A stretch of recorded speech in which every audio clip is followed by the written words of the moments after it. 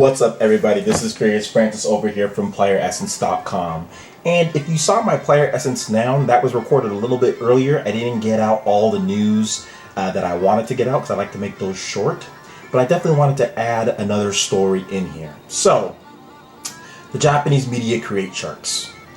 Nintendo dominated this chart. I think they've dominated before, but this is probably the biggest amount of domination that I've seen in a while from these charts. 17 of the top 20 games on the Japanese charts were Nintendo games, or games on a Nintendo system. Pikmin 2 actually got back into the top 20. Pikmin 3 charted at number 9. So this game is showing insane legs in Japan. This is now, I think, the 5th or 6th. I know it's past the 5th week being on sale in Japan. I think it launched mid-July in Japan. So well over a month now. And the game is still in the charts. And that's what I was trying to tell people, that this game is going to have legs. And as you can see, it still does, which we'll get to in a little bit. But 17 of the top 20 games were Nintendo. On Nintendo systems, whether it be the 3DS or the Wii or the Wii U. And this is just right now. Nintendo's best software is still yet to come. Even for the 3DS. Because you have to remember, Zelda, Pokemon, Puzzle and Dragon Z are still slated for this year of the 3DS. Also, another sleeper hit might be Geist Crusher too, which is just in Japan right now, but we're talking about Japanese sales. So, the 3DS racked up almost another 70,000 units, or actually a little bit above that. There was a holiday in Japan this whole week, so sales across the board were boosted for all platforms: the PS Vita, the PS3, Wii U, 3DS, 3DS XL. But the interesting thing that I've noticed is that since Pikmin 3's release in Japan in mid-July, I think it was July 13th or so, maybe a little bit after before, don't quote me on that. Pikmin 3, since that release, the Wii U has never dipped below 9,000 units. Before Pikmin 3 release, there was times when the Wii U and weekly sales would actually be as low as 5,000 something units, 6,000 units, somewhere in that range. Since Pikmin 3 has never dipped below 9,000 units. And if you want me to get a little bit more specific, it's never actually even dipped below like 9,700 units since Pikmin 3's release. And remember, the Wii U is the most expensive system in Japan right now.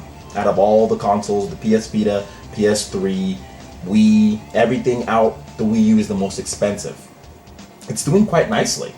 It really is doing quite nicely. And it's actually sneaking up on the PS Vita in lifetime sales.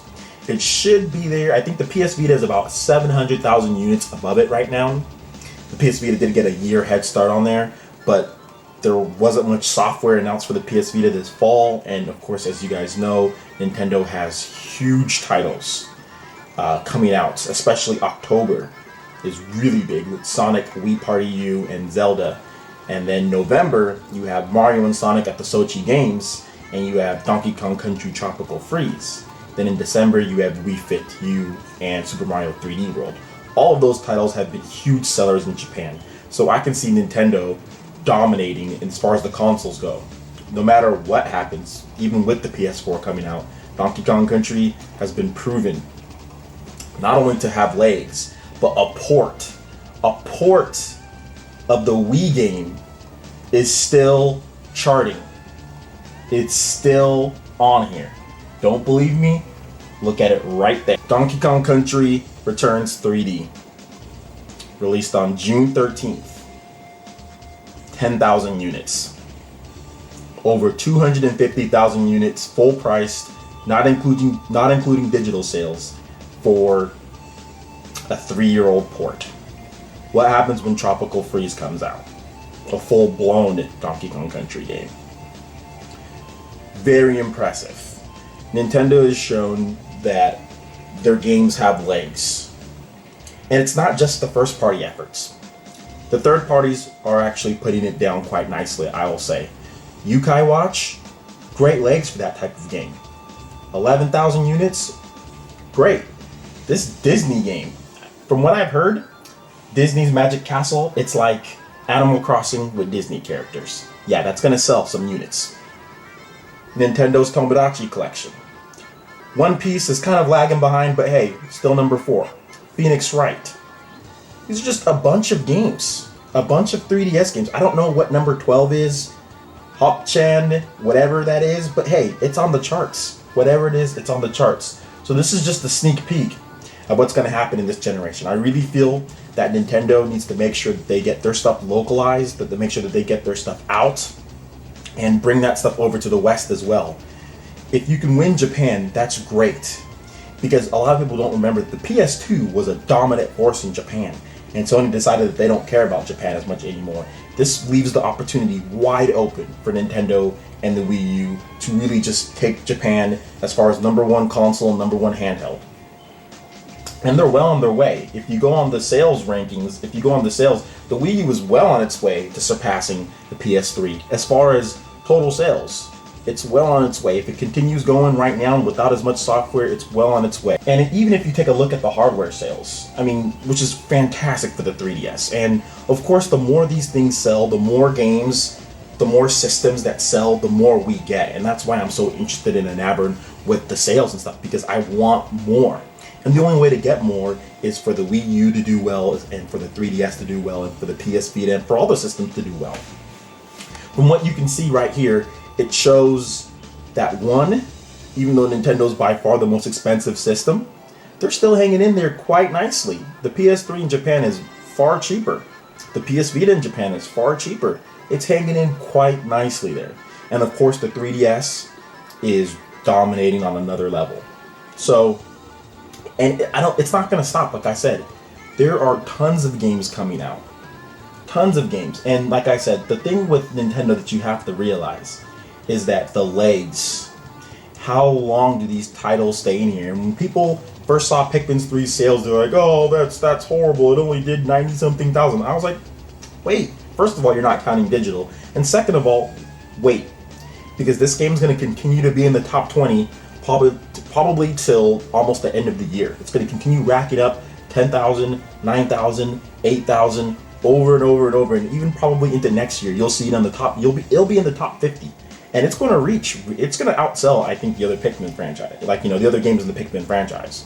So that's really good to see. Maybe we get another one. Maybe we get one built for the ground up for the Wii U, which would be fantastic, because, Pikmin 3 started out as a Wii game. So maybe we get one built from the ground up for that. Seeing games like Luigi's Mansion, released back in March, it's ridiculous. And this is why I think Nintendo's approach to gaming is good. Nintendo's approach is you make a game, you sell it anywhere. You make a game, you sell it anywhere. Luigi's Mansion is made from an American developer, and the Japanese people don't care. It's not so much of where the company is, it's more the style of gameplay and what it is. Donkey Kong Country Returns. American developer. It's having no problem charting. So this is exactly what I like to see, and this is a sneak peek, I think, of how 8th generation is going to go for Nintendo in Japan. They're going to dominate, and it's not going to be by a little, it's going to be by a lot, because Sony and Microsoft had their launch titles and announced their games, and it's really Western focused, and I don't want to hear the whole waiting for TGS thing. That's stupid, in my opinion. If you have games, you should show games. Why do you segment the crowds? Why do you segment America and Japan? All you're doing is setting yourself up for failure. That's all you're doing when you do that. You should be excited to have a game. If you have a game, so what if it's made by a Japanese developer? So what if it's an RPG? If you have games, show them. It doesn't matter where you are. I'm getting tired of this. Nintendo doesn't say, oh, well, let's hold off on showing Animal Crossing because that's bigger in Japan than it is in America. Or let's hold off on Pokemon, or let's hold off on Mario Kart, or whatever. It doesn't matter what Nintendo has. They have their games, and they sell those games. Yeah, sometimes they come out sooner in some areas than another, but that doesn't mean they don't show them off at American trade shows and American events. I don't like this whole segmenting Japanese. We're all people, we're all gamers. But anyway, I think this is going to go well for Nintendo in Japan. I think that the media create charts here show that Nintendo is doing a lot of good things, and despite a lot of the riffraff that comes from the internet, I think they're going to be okay this generation. Just as long as they keep bringing the games, keep having those games that show those legs, keep having those games that keep on charting and keep on selling well, and we continue to get more content. Alright, that basically wraps it up here just for this Player Essence News Bite. Definitely check out the website in the link below. You can see this article and much more. You can also join our forums and have our comments. As you can see here, we have about 21 comments right now. So go down to the comment section, sign up with the intense debate, and have a say at it. Also, make sure you check out our Facebook like page. When you like us on Facebook, you get all of our exclusive content sent straight to your PC, phone, or tablet. Got a lot of good interaction going on. Thank you for all those who've liked us on Facebook and continue to interact. Alright, once again, I am Furious Francis, and we will see you guys on PlayerEssence.com.